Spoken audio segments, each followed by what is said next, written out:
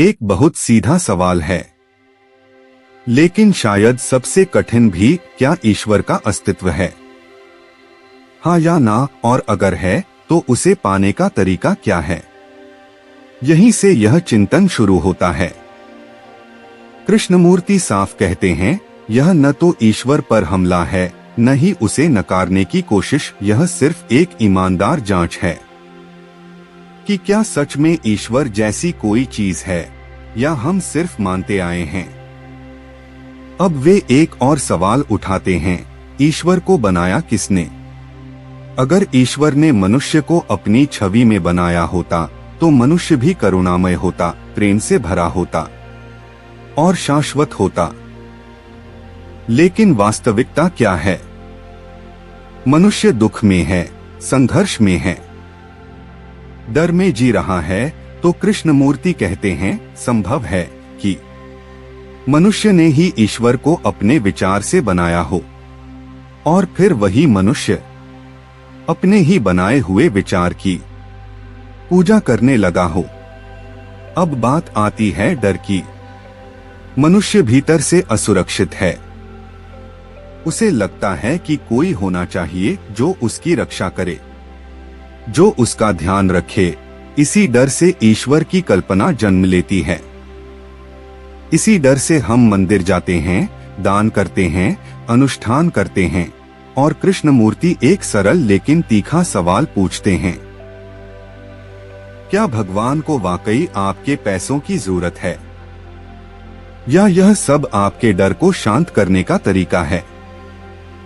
फिर वे ईश्वर और शाश्वत सत्य के बीच फर्क बताते हैं।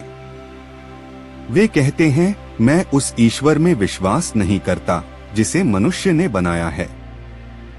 शाश्वतता समय से परे होती है। उसे पाने के लिए मन को हल्का होना पड़ता है, अहंकार से मुक्त, स्वार्थ से मुक्त, घमंड से मुक्त।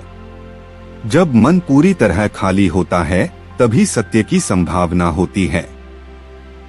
अब कृष्णमूर्ति विश्वास पर सवाल उठाते हैं, सिर्फ विश्वास करने से क्या बदल जाता है? अगर आप भीतर से दुखी हैं, अकेले हैं, भ्रमित हैं, तो आत्मा या परमात्मा में विश्वास आपके रोजमर्रा के जीवन में क्या परिवर्तन लाता है? वे कहते हैं, पहले दुख से मुक्त होइए।